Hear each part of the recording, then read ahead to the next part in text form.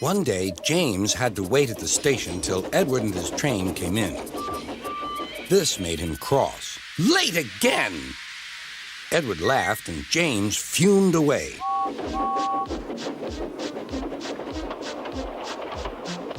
After James had finished his work, he went back to the yard and puffed onto the turntable.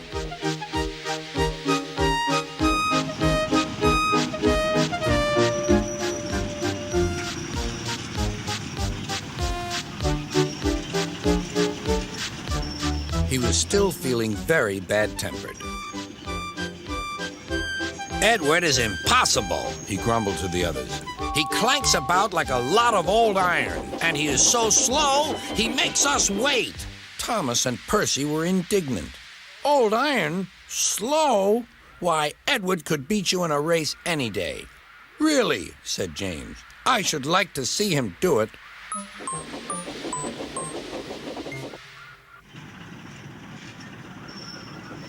Next morning, James's driver was suddenly taken ill. He could hardly stand, so the fireman uncoupled James ready for shunting. James was impatient. Suddenly, the signalman shouted. There was James puffing away down the line. "All traffic halted," called the signalman. Then he told the fireman what had happened. Two boys were on James's footplate fiddling with the controls. Phew! They tumbled off and ran when James started. The signalman answered the telephone. "Yes? He's here." "Right. I'll tell him. The inspector's coming at once. He wants a shunter's pole and a coil of wire rope." "What for?" wondered the fireman. "Search me, but you'd better get them quickly." The fireman was ready when Edward arrived.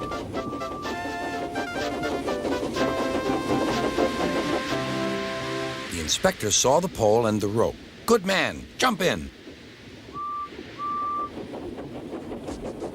We'll catch him, puffed Edward. James was laughing.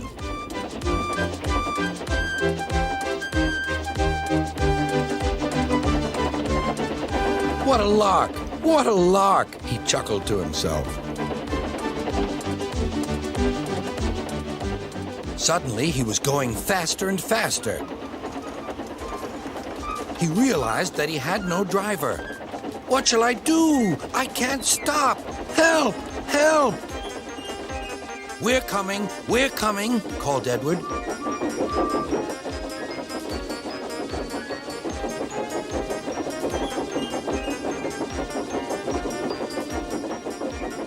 Edward was panting up behind with every ounce of steam he had.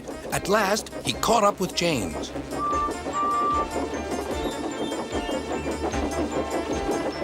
"Steady, Edward," called his driver.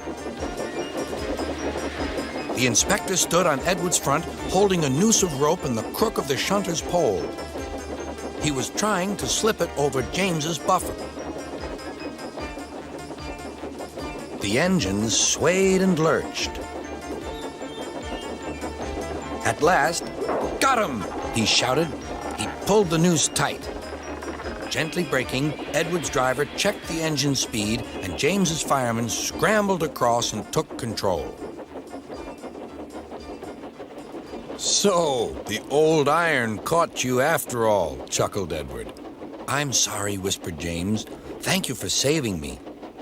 "You were splendid, Edward." "That's all right," replied Edward. The engines arrived at the station side by side. Sir Topham Hatt was waiting. "A fine piece of work," he said. "James, you can rest and then take your train." "I'm proud of you, Edward. You shall go to the works and have your worn parts mended." "Oh, thank you, sir," said Edward. "It'll be lovely not to clank."